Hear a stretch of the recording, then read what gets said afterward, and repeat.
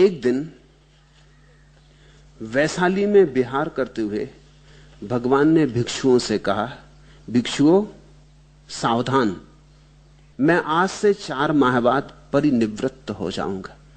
मेरी घड़ी करीब आ रही, मेरे विदा का क्षण निकट आ रहा। इसलिए जो करने योग्य हो करो, देर मत करो। ऐसी बात सुन भिक्षुओं में बड़ा भय उत्पन्न हो गया। स्वाभाविक, भिक्षु संघ महाविषाद में डूब गया। स्वाभाविक, जैसे अचानक अमावस हो गई। भिक्षु रोने लगे, छाती पीटने लगे। झुंड के झुंड भिक्षुओं के इकट्ठे होने लगे और सोचने लगे और रोने लगे और कहने लगे, अब क्या होगा, अब क्या करेंगे।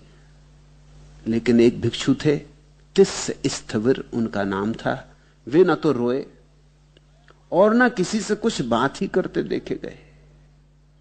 उन्होंने सोचा, शास्ता 4 माह के बाद पर निवृत्त होंगे और मैं अभी तक अवीतराग हूं,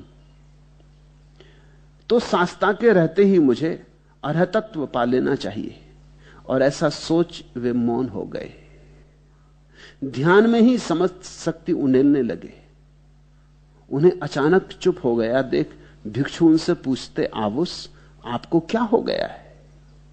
क्या भगवान के जाने की बात से इतना सदमा पहुंचा? क्या आपकी वाणी खो गई? आप रोते क्यों नहीं? आप बोलते क्यों नहीं? भिक्षु डरने भी लगे कि कहीं तिस्स स्थविर पागल तो नहीं हो गए।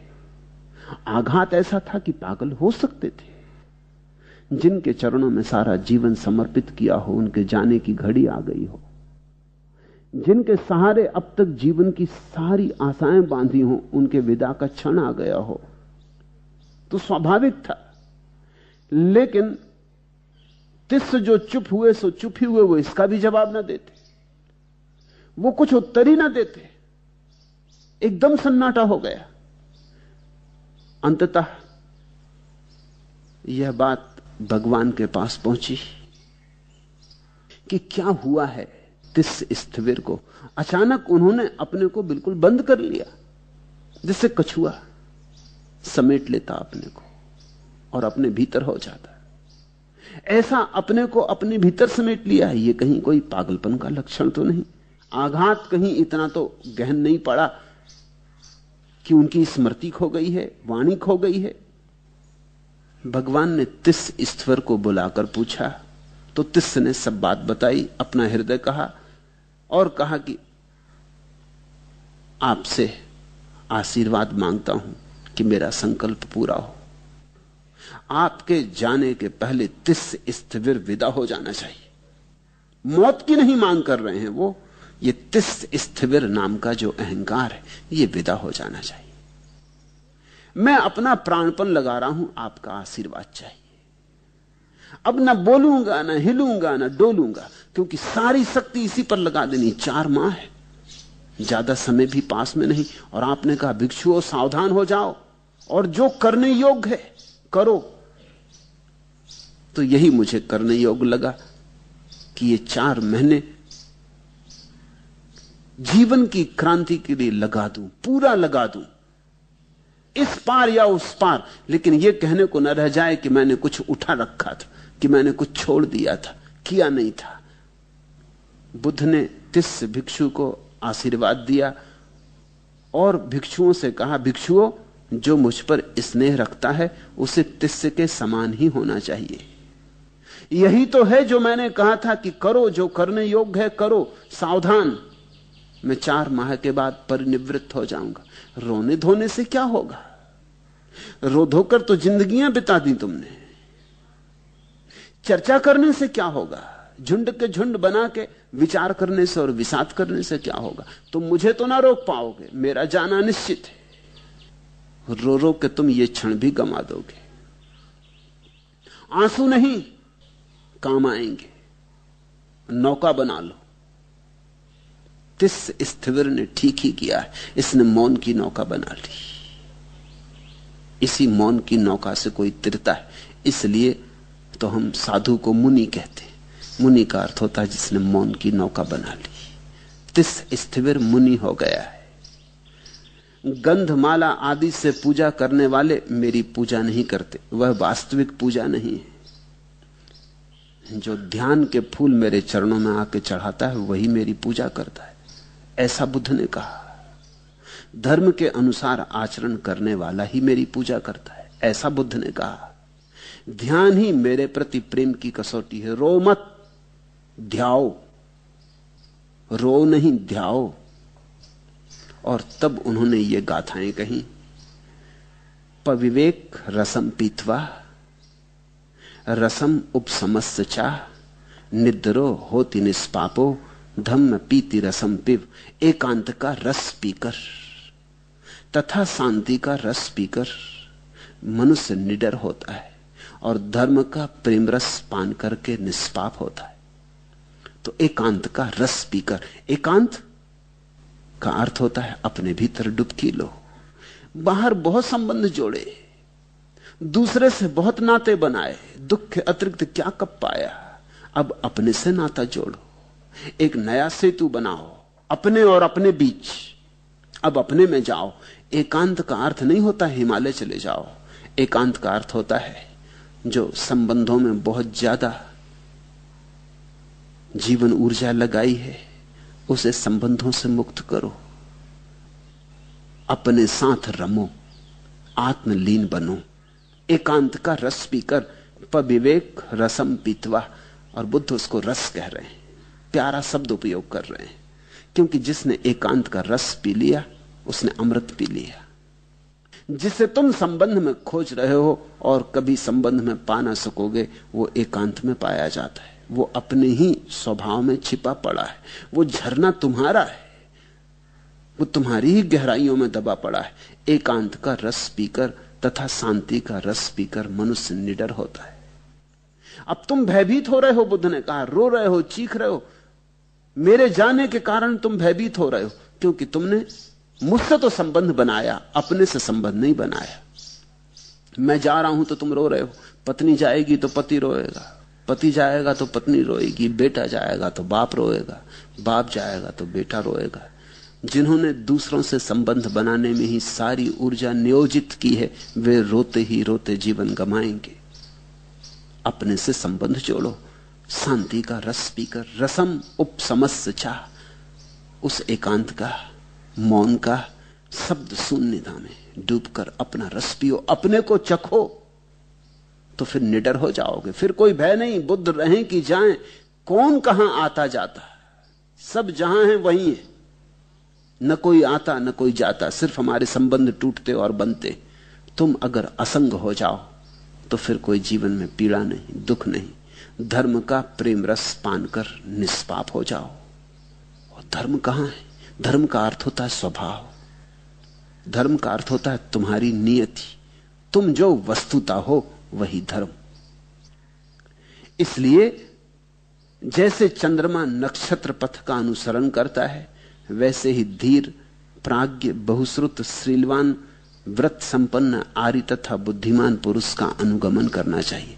तो बुद्ध ने कहा, इस तिस्य को देखो, ये धीर है, प्राज्ञ है, बहुश्रुत है, शीलवान है, व्रत संपन्न है, आर्य है, बुद्धिमान है, इसका अनुगमन करो।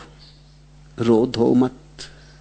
तस्माहि धीरंच पचंच बहुस्तुतम चाह घोर्यशीलम वतवंत मरियम। इसके पीछे जाओ, इससे सीखो। जो इसे हुआ है वही तुम्हें भी होने दो।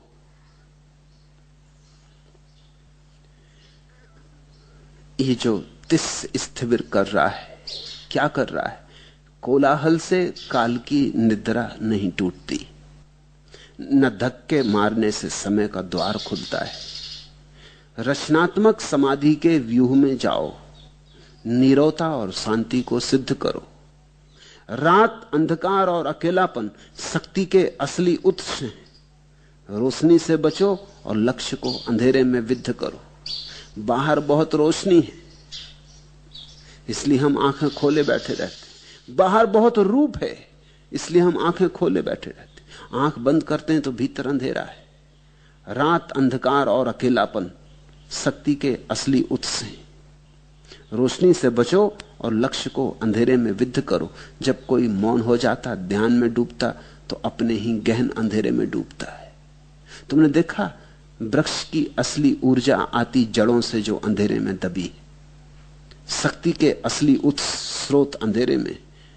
मां के गर्भ में अंधेरे में पड़ा हुआ बच्चा बढ़ता है, जीवन को पाता है। बीज भूमि में दब जाता, अंधेरे में फूटता है। तुम थक जाते दिन में, रात के अंधेरे में सो जाते, सुबह फिर पुनरुज्जीवित होते हो, नया जीवन, नई ऊर्जा लेकर आते हो। जिसे अपने भीतर जाने का रहस्य समझ में आ गया, उसके जीवन में परम ऊर्जा प्रकट होने लगती।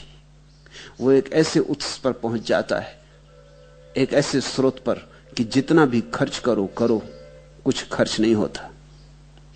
वो अविनाशी स्रोत को उपलब्ध हो जाता है। बुद्ध ने अनेक अनेक रूपों में लोगों को जागने की ही शिक्षा दी। कोई ज्यादा भोजन कर रहा है तो उसे जगाया, कोई भूखा है तो कैसे जाग पाएगा तो भोजन दिया, कोई रागाग्नि में डूबा है तो उसे झकझोरा, जगाया, कोई शब्दों में, रोने धोने में, संबंधों में डूबा है तो उसे हिलाया। तोड़कर पुराने आभूषण, नहीं बनाया कोई नया आभरण, नकार कर स्थापित मूल्य, नहीं रचा कोई नया प्रतिमान, केवल दी मूर्छा विमुक्त दृष्टि, सत्य को मुक्ति, केवल दी मूर्छा विमुक्त दृष्टि। बुद्ध का दान इतना ही है, मूर्छा विमुक्त दृष्टि। तुम सोए सोए ना जियो, जाग कर जियो, होश से जियो। बुद्ध ने कोई प्रार्थना नहीं सिखाई किसी आकाश में बैठे परमात्मा के प्रति। न बुद्ध ने कहा भिखारी बन के मांगो, न बुद्ध ने कहा याचक बनो, हाथ फैलाओ किसी परमात्मा के सामने। बुद्ध ने तो कहा अपने भीतर जाओ और परमात्मा मिल जाएगा, तुम परमात्मा हो।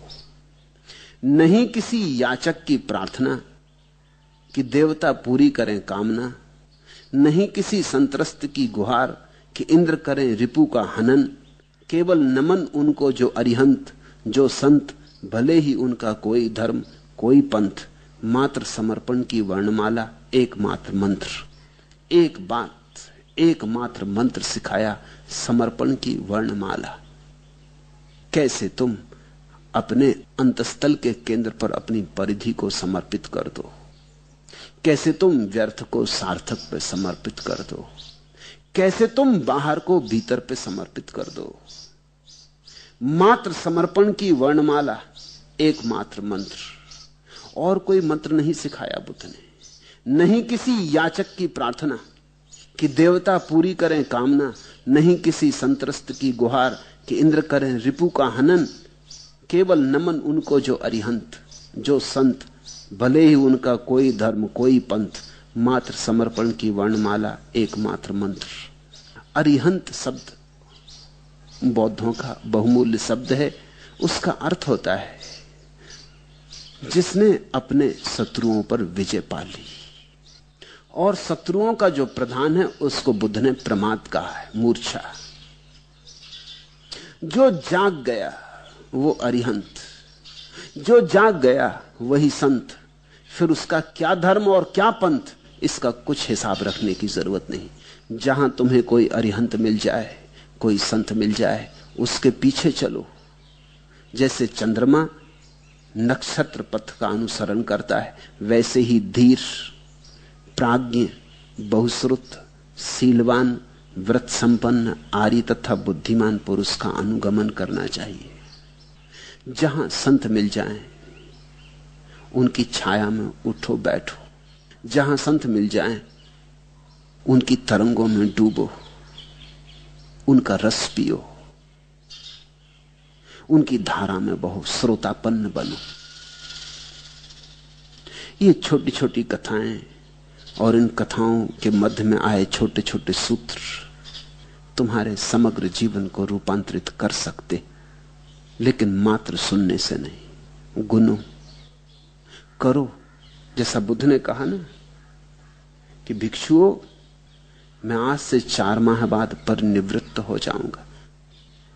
इसलिए जो करने योग्य है करो। फिर बुद्ध 4 माह रहे तुम्हारे साथ कि 4 साल रहे कि 40 साल, क्या फर्क पड़ता है? जो करने योग्य है करो। सावधान। आज इतना ही।